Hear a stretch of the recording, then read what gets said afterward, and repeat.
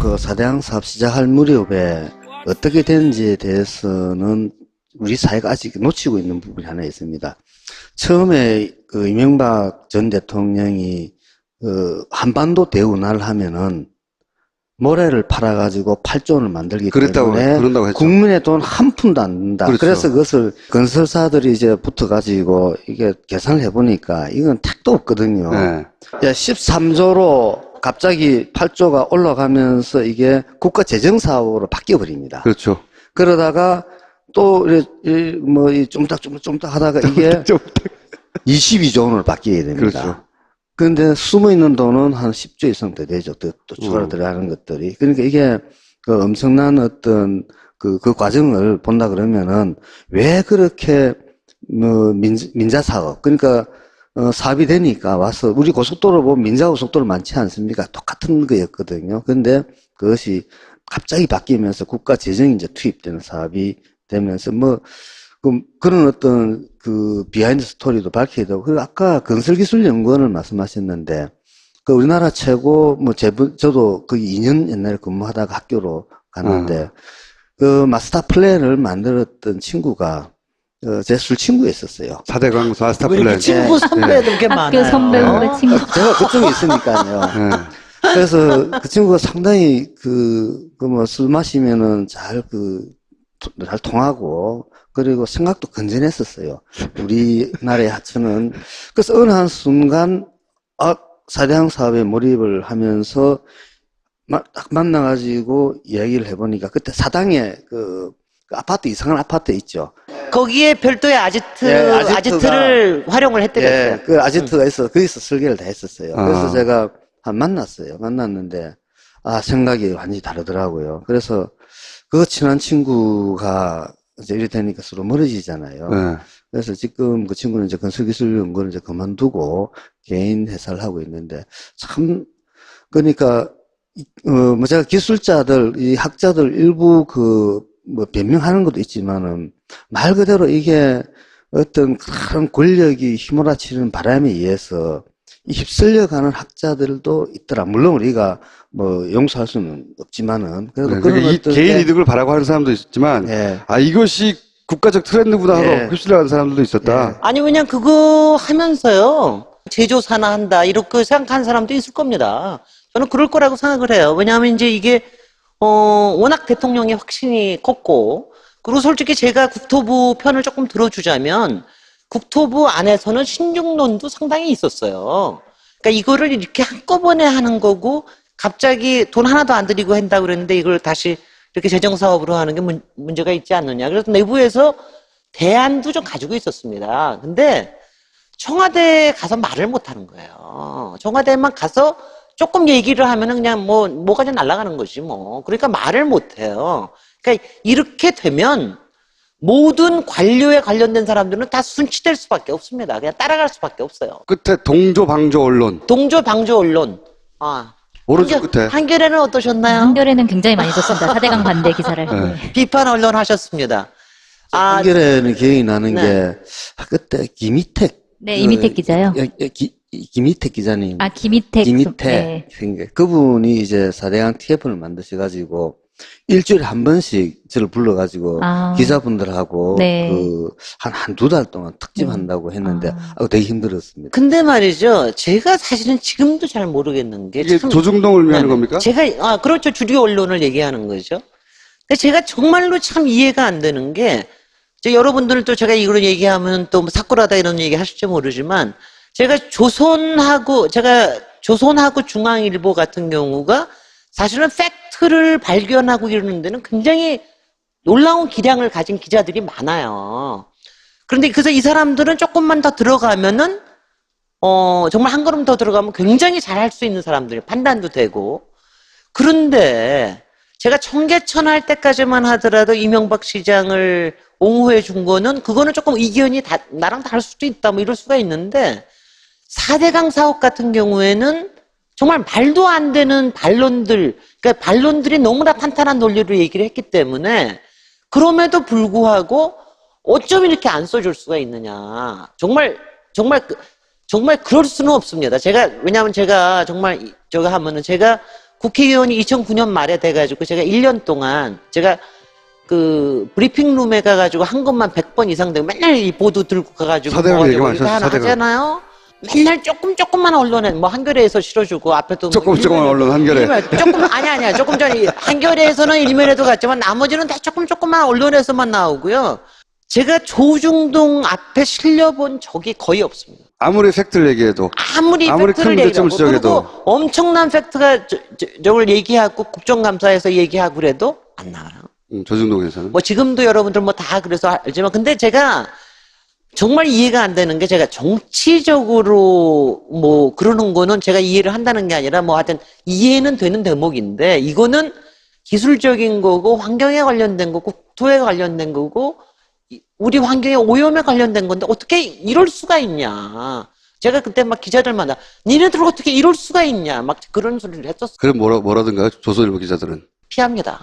피해요? 피합니다. 왜냐하면은요. 괴로우니까? 일선에 있는 기자들은 알아요. 근데 데스크에 가서 잘리는 거니까. 하도 하다 보니까 이제 저기 언론에 대해서 그렇구나 이제 아는데 이렇게 이제 그 조중동 중에 한 신문사가 조중동 중에 한 신문사라 봐야 예, 셋 중에 하나인데 뭐 그냥 말씀하세요. 조선일보를 기록하고 있는데 항상 바로바로 말씀하세요. 거기에 이제 전문가 인터뷰 해가지고 나와요. 네. 근데 우리 쪽에서는 전문가가 10손가락도 안 됩니다. 전국에 다 뒤져봐야 딱 서너 명. 네, 5명 정도 안쪽에. 예, 전문가 이제 물쪽 전문가만. 네. 그런데 전문가 인터뷰를 하면은 이제 반대쪽에는 수백 명, 수천 명이 있는 거죠. 수천 명이고. 그러면은 이제 우리는 n분의 1이 되니까 네. 예를 들어 10명 인터뷰했다 그러면 우리는 1명 내지 2명 가잖아요. 그렇죠. 그러면은 우리 의견이 소수 의견이 되어버립니다. 그럼요. 그러니까 국민의 80%는 예를 들어서 10명 인터뷰했다 그러면은 80%는 이 사대강에 대해서 찬성을 하고 싸가지 없는 교수 둘은 반대한다. 좌파라고 이제 보통 그렇게 예. 해버리죠. 그리고. 그렇게 돼버리니까 어느 한날 그 신문을 딱 읽고 제가 인터뷰를 해야 될까. 어차피 9대1로 취급될 텐데. 예, 어차피 9대1 아니면은 네. 8대2인데 할까 말까 이제 이러다가 그래도 각 신문사마다 그래도 같이 만나가지고 술을 마시보면 건전해요. 그럼요. 근데 못 근데 올라가요. 이게 그 사람들도 목이 걸려 있는 거죠. 예, 저기 조선도 그렇고 중앙도 그렇고 기자분들이 딱 만나서 얘기해보면 상당히 건전해요. 그리고 합리적이에요. 그러니까 합리적. 팩트를 그대로 팩트로 받아들이는 분인데 이상하게 이게 신문만 보면 이게 이렇게 가는데 그래서 이게 언론이구나. 그래서 상당히 언론을 모르는데 많이 배웠습니다. 박근혜가 있습니다. 친묵 박근혜. 침묵. 네. 친묵 박근혜. 아니 근데 이명박 대통령이 또 하나 하려고 했던 일이 세종시를 무산시키는 거였습니다. 행정중심 복합도시를 없애고 거기를 과학 도시로 만든다고 하는 게 이명박 대통령의 큰 플랜 중에 하나였거든요. 그건 무산시킨 사람이 누구죠? 박근혜입니다. 박근혜가 반대했기 때문에 될 수 있었던 거예요. 그러니까 당시에는 한나라당 안에서의 야당 역할을 정치 세력을 가지고 할 수 있는 사람이 박근혜밖에 없습니다. 근데 박근혜가 이렇게 반대를 했는데, 근데 박근혜가 의원 시절에 4대강 사업에 대해서 한마디를 안 했습니다. 후보 시절에는 그거 가지고 계속 싸웠죠. 후보 때는 당연히 그때 대우 경선할 나가지고 때는? 뭐 네. 사기고 뭐 이렇다 이렇게 얘기를 했는데, 근데 제가 이제 여기에다 굉장히 착안을 제가 이제 그 달성구시잖아요. 그 지역구가. 갔더니 거기가 달성보를 만듭니다.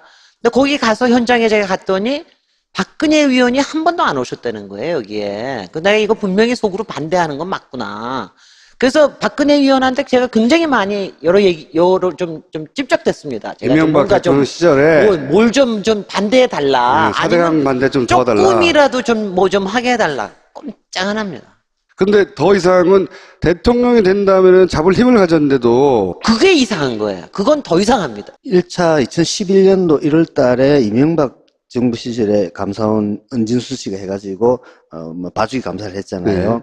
2013년 1월, 그때는 박근혜 대통령 당선자. 당선자 시절이거든요. 힘이 제일 셀 때지 않습니까? 그때 감사원은 대통령 직속이고, 그때 감사 결과를 보면은 사대항 사업은 총체적 부실 사업이다. 감사 결과 그렇게 나왔어요. 그래서 때려잡을 줄 알았지. 네. 그리고 2013년 고해 7월 달에 사대항 사업을 하기 위해서 대형 건설사들이 담합을 했다. 그리고 사대항 사업은 한반도 대운하를 염두에 둔 사업이다. 이렇게 발표를 합니다. 그래서 그 당시 홍보수석이었죠. 이정현, 지금 현 국회의원이지 않습니까? 이분이 그때 어떤 논평을 냈는가 하니까, 만약에 그렇다면은, 그러니까 사대항 사업은 운하를 염두에 둔 사업이었다면은 국민을 속인 것이다. 라고 발표를 합니다. 그때 제가 논평은, 그러면 사대항 사업은 22조 원의 국민 세금이 들어간 대국민 사기극이다. 라고 저는 그렇게 논평을 했거든요. 박근혜 정권 초기 사대강을 때려잡는구나 했었어요. 그리고 난 다음에 조사평가위원회라는 걸 하나 만들었습니다. 총리실에. 그래가지고 한 1년 반 정도를 역할을 했어요. 그래서 그때 이제 뭐 보해 안전 문제라든가 여기 수질 문제라든가 이런 거를 해서 또 한 1년 반 뒤에 발표를 했는데, 거기서도 문제가 있다라고 나왔는데 발표하고 끝이에요. 졸라게 신기해요. 대통령도 아무 말도 안 하고 청와대도 얘기 안 하고 국회에서도 가만히 있어. 뭐 이런 국회가 다 있어 도대체. 왜냐하면 너무 제가 19대 국회에서 이상한 거는, 국회에서는 그런 게 있으면 그 다음에 조치에 대해서 얘기를 해야 되잖아요. 아무 얘기가 없어요. 왜 그랬을까? 학계에서는 어땠습니까?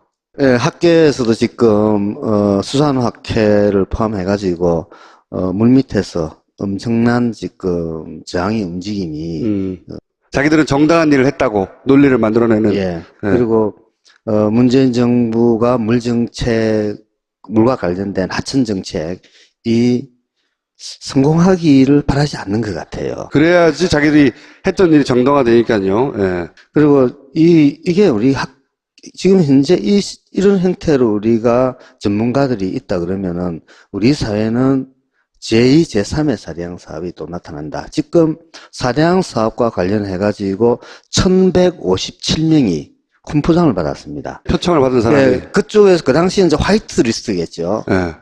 그럼 이게 뭡니까? 대국민 사기극에 동조해가지고 혁혁한 공을 세웠으니까 이게 거꾸로 얘기하면 뭐가 됩니까? 공범이죠, 공범. 예, 블랙리스트가 되는 거죠. 예. 그래서 지금 현재 문재인 정부가 정책 감사를 한다 그러는데, 아까 조금 전에 말씀드렸다시피 박근혜 정부 시절에 2번 감사를 했는데 이게 잘못됐다라고 밝힌 거거든요.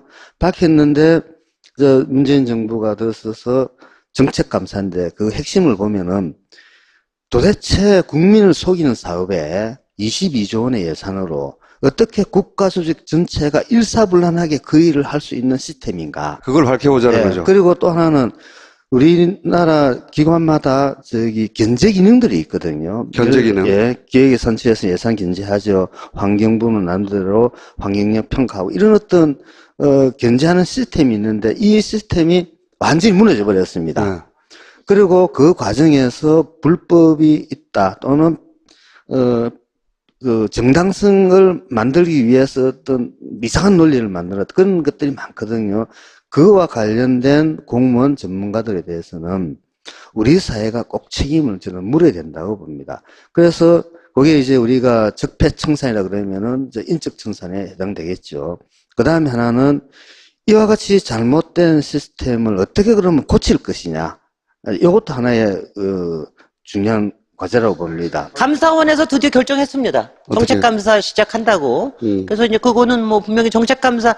근데 저는 문재인 대통령이 굉장히 판단을 잘하신 게, 이게 어디에서 문제가 있느냐를 갖다가 국회에서나 바깥에 청문회에서 따지면 정치화돼요. 그렇죠. 근데 이걸 감사원에서 제대로 정책감사하는 게 굉장히 중요한 일입니다. 그러면 그래서 구조가 드러나겠죠, 구조가. 구조가 드러나는 겁니다. 전체 구조가 완전히 드러나고, 그리고 그거는 절대로 정권 눈치를 볼 필요가 없어요. 이명박 혼자 한 게 아니고 도적대가 있었던 거예요. 부패 카르텔이에요. 그 한마디로. 도적대가 어떤 구조화에서 그런 짓을 했는지를 감사원도 해나가겠지만 파파이스에서도 전문가와 함께 따박따박 조금씩 따져보 가겠다. 오늘 첫 시간이었습니다. 네.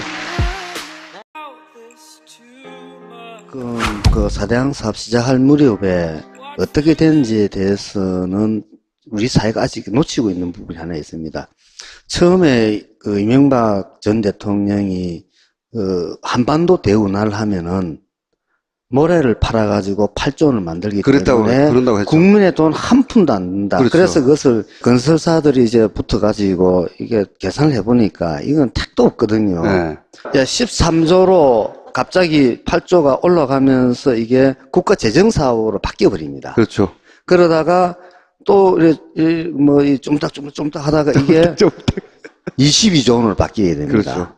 그런데 숨어 있는 돈은 한 10조 이상 더 되죠. 또 추가로 들어가는 것들이. 그러니까 이게 그 엄청난 어떤 그 과정을 본다 그러면은 왜 그렇게 민자 사업, 그러니까 사업이 되니까 와서 우리 고속도로 보면 민자 고속도로 많지 않습니까? 똑같은 거였거든요. 근데 그것이 갑자기 바뀌면서 국가 재정이 이제 투입되는 사업이 되면서 그런 어떤 그 비하인드 스토리도 밝히게 되고, 그리고 아까 건설기술연구원을 말씀하셨는데, 그 우리나라 최고 저도 그 2년 옛날에 근무하다가 학교로 갔는데, 그 마스터 플랜을 만들었던 친구가 제 술 친구였었어요. 4대강 마스터 왜 이렇게 플랜. 친구 선배들 게 많아요. 선배. 근데 그래서 이 사람들은 조금만 더 들어가면은 정말 한 걸음 더 들어가면 굉장히 잘할 수 있는 사람들, 판단도 되고.